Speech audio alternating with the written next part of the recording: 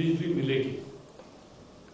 ये सतलज जल विद्युत निगम के मार्फत होगा, जो थर्मल पावर में भी है, जल विद्युत में भी आ रही है और ट्रांसमिशन में भी है। और ये project build, own, operate and maintain, boom, इस तरीके पर निर्भर रहेगा। इसमें केंद्र और राज्य सरकार की मदद मिलेगी।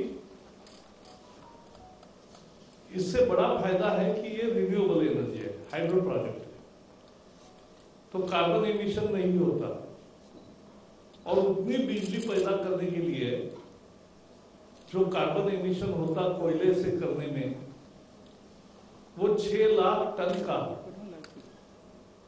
कार्बन एमिशन रिडक्शन होगा। तो ये बहुत महत्वपूर्ण है। इससे 2000 लोगों को प्रत्यक्ष और अप्रत्यक्ष रोजगार के अवसर मिलेंगे। हिमाचल को 1140 करोड़ रुपए की बिजली मुफ्त मिलेगी और जो प्रकल्प बाधित है उन लोगों को 10 साल के लिए हर एक परिवार को 100 यूनिट बिजली मुफ्त मिलेगी। तो ये सबके फायदेमंद एक नया इंफ्रास्ट्रक्चर प्रोजेक्ट आज मंजूर किया है, इसका अहम महत्व है। 4 समझौते भी हुए, 3 मेमोरेंडम ऑफ अंडरस्टैंडिंग है और एक एग्रीमेंट है। भारत और इजराइल के बीच में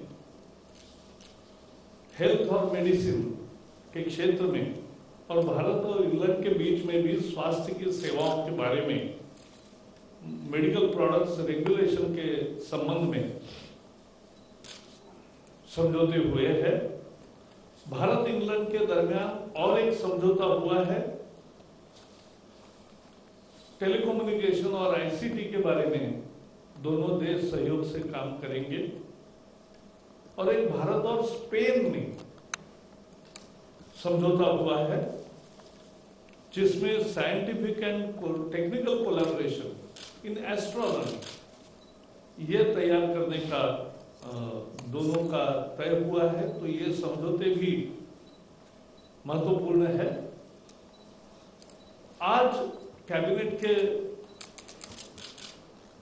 में चर्चा भी हुई कि देश में, और मैं बताना चाहता हूं जानबूझ के कि ये समझना भी चाहिए कि पिछले दिनों में अर्थव्यवस्था फिर से पटरी पर लौट रही है, इसके अनेक संकेत मिले हैं। बिजली की मांग 12% बढ़ी है और आपको पता है इस बार अगस्त, सितंबर, अक्टूबर में जब खेती में ज्यादा बिजली खपत होती है, इस साल बारिश के कारण नहीं हुई। तो अच्छी बारिश के चलते बिजली की मांग खेती क्षेत्र में कम रहने के बावजूद और रेलवे की मांग भी अभी पूरी सर्विस शुरू नहीं हुई है और कुछ जगह बाधित भी है व्यवस्था, और इसलिए बिजली की मांग कम होने के बावजूद भी मांग 12% बढ़ी है। इसका मतलब उद्योगों में था, तो ये एक बड़ा अच्छा संकेत है। जीएसटी पिछले साल के अक्टूबर में जितना मिला था उससे ज्यादा 1,05,000 करोड़ रुपए अक्टूबर महीने में प्राप्त हुआ। एक तरह से सभी क्षेत्रों में एक सतत मांग का विकास, सस्टेनेबल डेवलपमेंट इन डिमांड, ये नजर आ रही है। जो इनपुट यूज करते हैं उत्पादन के लिए, उसकी खरीद भी बढ़ी है, यानी उत्पादन बढ़ने का प्लानिंग है और उत्पादन बढ़ रहा है, इसके लिए ज्यादा माल खरीद हो रही है, उसका इनपुट, ये बहुत महत्वपूर्ण है। स्टील और अन्य क्षेत्रों में एक्सपोर्ट भी बढ़ा है और मांग भी बढ़ी है। डिजिटल ट्रांजैक्शंस अब 200 करोड़ के बाद तो यूपीआई के ट्रांजैक्शंस हो गए। रेलवे फ्रेट माल ढुलाई में भी आय बढ़ी है और पंजाब में रोकी गई है, तो भी देश भर में माल ढुलाई बढ़ी है।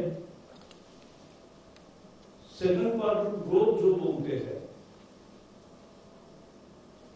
अप्रैल टू जून के बाद जुलाई अगस्त सितंबर दूसरे क्वार्टर की वो ग्रोथ भी बहुत अच्छी है। जितने रिजल्ट्स सामने आ रहे हैं लिस्टेड कंपनियों के, टर्नओवर बढ़ा है, प्रॉफिट्स भी बढ़े हैं, इन्वेस्टमेंट बढ़ी है, एफडीआई भी। तो अर्थव्यवस्था के एक ऐसे संकेत सब क्षेत्रों से मिल रहे हैं कि अर्थव्यवस्था बहुत जल्दी पटरी पर लौट रही है। So friends, today cabinet met under the chairmanship of Prime Minister Narendra Modi. In Cabinet Committee on Economic Affairs, a major decision to start 210 megawatt Dhuari hydro power project was taken. This is with the investment of 1,810 crore rupees. This will generate, every year it will generate 75 crore units. This will be done by Satluj Jal Vidyut Nigam on the principle of BOOM, build, own, operate and maintain. This will be supported by central and state governments. This will be completed in 5 years and the electricity generation will start from there on. This is because it is a renewable energy, it's a clean energy. It ultimately impacts into reduction of carbon emissions. It will provide jobs to 2,000 people, and Himachal will get free power to the tune of 1,140 crore rupees. And project affected persons, the families, will get 100 units per month for 10 years. So that will be. We have also passed today one agreement and 3 MOUs between India and Israel, India, England on the health sector, and India, England on the cooperation in the field of telecommunication and ICTs, and India and Spain in the field of astrophysics. So this is important. It was also discussed that the economy is coming on track at a more speed than expected. There are many indicators which are very positive. GST collection in October, which is more than the October last year, is 1,05,000 crores. The power demand has increased by 12%. And as you know, this year the demand for power from agricultural sector was less because of very good rains and because of agitations and not fully operational, railway demand for power was also less. Despite these two facts, 12% increase in power indicates a complete return to normalcy on the production sector in major sectors. There is a sustainable development of demand in all fields. The input purchase for manufacturing is rising. The steel and other sectors are witnessing growth both in export and demand. Digital transactions have increased exponentially. Railway freight in October has increased by 15%, despite, as I said, that stoppage of railway at some places. Second quarter growth of listed companies, where profits and turnover both are increased. Investment FDI, that also both indicators have increased. So thus, it is very clear that our economy is coming on track despite the pandemic we have gone through and the world has experienced. That's all from my side. Any questions? धन्यवाद sir.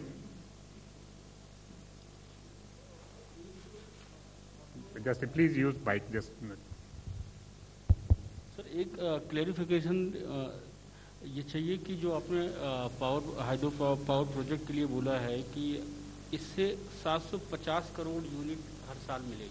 जी, 750 नहीं, 75 करोड़. 75 करोड़. हाँ, 14. Namaskar, Prakash ji. I'm Sanjeev Chopra from PTI. I want to draw your attention to the rail and road blockade in Punjab.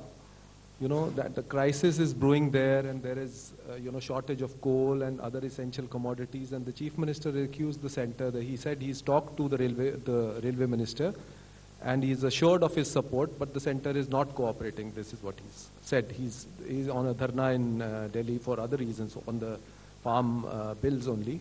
So he's said that he's sought the cooperation of the central government. Punjab में 32 जगह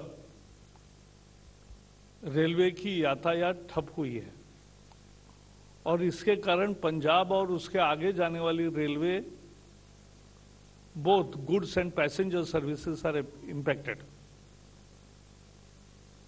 ये पंजाब सरकार की अकर्मण्यता के कारण है. Essentially, law and order is responsibility of state government. It can have dialogue with farmers and solve the matter, but they have not done. केंद्र ने कुछ नहीं अन्याय किया. जितनी बिजली उनको कोटे से मिलती है, सेंट्रल कोटे से, उतनी पूरी की पूरी बिजली केंद्र सरकार मुहैया करा रही है, सुनिश्चित कर रही है. और जैसे मैंने कहा, देश के अन्य हिस्सों में मांग बढ़ी है, फिर भी कर रहे.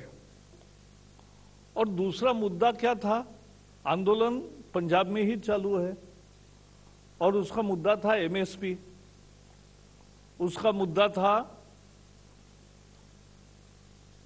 एपीएमसी. अब दोनों में प्रोक्योरमेंट हुई है और पिछले साल के तुलना में पंजाब के किसानों ने ज्यादा धान मार्केट में लाया है और एमएसपी के आधार पर, जो बढ़ी हुई एमएसपी है उसके आधार पर खरीद की है, बेची है. पिछले साल 122 लाख मीट्रिक टन इतना धान पंजाब में किसानों ने बेचा था और सरकार ने खरीद की थी. इस साल अभी तक, कल तक 158 lakh metric tonne. It's nearly 25% increase. तो ये 122 लाख मीट्रिक टन से 158 लाख मीट्रिक टन इतना ज्यादा धान किसानों ने बेचा है. तो किसानों ने तो पंजाब में जो लक्ष्य था कि कितना धान खरीद होगा, उसका 95% तो हो गया. तो इसका मतलब किसानों ने तो दिया है. अब कुछ राजनीतिक आंदोलन चलेगा तो उसको डील करना और उसको समझाना और रेलवे ट्रैक खाली करना ये राज्य सरकार की जिम्मेवारी है। राज्य सरकार का ये कहना कि कुछ चीजों के लिए अलाउ किया है, ये कैसे तय होगा? क्या आप वहन कर रहे हो? कुछ ड्राइवर को, गार्ड को हो गया, मालगाड़ी में केवल 2 ही लोग होते हैं, तो ऐसे कैसे होगा? ट्रैक खाली हो और सभी किसानों से बात करके सरकार ढंग से तैयारी करे कि भाई रेलवे शुरू होना सबके हित में है। आज सेना को ठंड में जो ठंड शुरू हुई है, वहां एलपीजी पहुंचाने में, वहां कपड़े पहुंचाने में, वहां सामान पहुंचाने में सुरक्षा बलों का अगर दिक्कतें आती है तो यह अच्छी चीज नहीं है। और इसलिए सभी यात्री, पैसेंजर ट्रैफिक भी और माल ढुलाई भी दोनों चलना चाहिए। ये मुख्यतः राज्य सरकार की जिम्मेवारी है, जो किसानों से संवाद करके, क्योंकि किसानों ने तो 158 लाख टन धान बेचा है, तो वो तो मार्केट में आए हैं, उनको एमएसपी मिला है, बढ़ा हुआ एमएसपी मिला है। तो आम किसान तो इसमें बाजार में आया है और नई व्यवस्था में उनका विश्वास है, ये उन्होंने अपनी एक्शन से दिखाया है। अब जो होना है वो सरकार ने करना है, पंजाब सरकार ने करना है, और केंद्र सरकार जल्दी से जल्दी रेलवे यातायात शुरू करना चाहती है देश के हित में। 81. With regard to the power sector, you said there was an increase. Is it an increase in power generation, or is there also an increase in power consumption? Power consumption, when power consumption increases, that means to that extent power generation also increases. But we have installed capacity. It cannot increase within days. But we have installed capacities and we are using more now. 262. Prakash ji, मेरा सवाल पंजाब से ही जुड़ा हुआ है। अमरिंदर सिंह जी ने यह भी कहा कि 5 एकड़ से कम वाले जो किसान हैं, उनको जब जरूरत पड़ती है तो रात में वो आड़तियों का दरवाजा खटखटाते हैं। ये एक सिस्टम है, इस सिस्टम को केंद्र सरकार खत्म करना चाहती है और अडानी और अंबानी के हाथ में किसानों का जिम्मा देना चाहती है। अरे इस साल सरकार ने ही खरीद किया जो हर साल होगा। यह बताया है कि सरकार की खरीद जारी रहेगी। इस साल 158 लाख टन सरकार ने खरीद किया है धान, और किसानों ने दिया है, लाखों किसानों ने दे दिया है। उनका विश्वास है नए सिस्टम में। किसी ने ये नहीं कहा कि मंडी बंद हो गई, एमएसपी बंद हो गया। जो दुष्प्रचार हुआ वो गलत था, ये भी सच साबित हुआ है। अब Last question, number 6. बंगाल में एमएसपी और ये जो है सब चीजें नहीं लागू किया जाएगा, बंगाल सरकार ने बोला है। नंबर 1। नंबर 2, बंगाल में रेलवे के लिए अभी क्या फाइनल डिसीजन हो रहा है लोकल ट्रेन चलाने के लिए? बंगाल में लोकल ट्रेन के लिए मीटिंग हो रही थी कल, तो लेकिन उसका कुछ डिसीजन अभी तक वो नहीं तो आया। रेलवे मंत्रालय आपको बताएगा, क्योंकि हर राज्य की जानकारी नहीं, लेकिन मैं वेस्ट बंगाल का बताता हूँ। वहाँ धान का खरीद का मुद्दा या इस सीजन में केंद्रीय खरीद का मुद्दा नहीं होता है, तो वहाँ ये कोई विवाद का या किसी चीज़ का मतलब ये नहीं है। पंजाब की समस्या अलग है, क्योंकि वहाँ आंदोलन चल रहा था, और लेकिन ये भी साबित हो गया कि किसान धान बेच रहा है और एमएसपी उसको मिल रही है, और बढ़ी हुई एमएसपी मिल रही है, इसलिए वो खुश है, इसलिए वो बेच रहा है।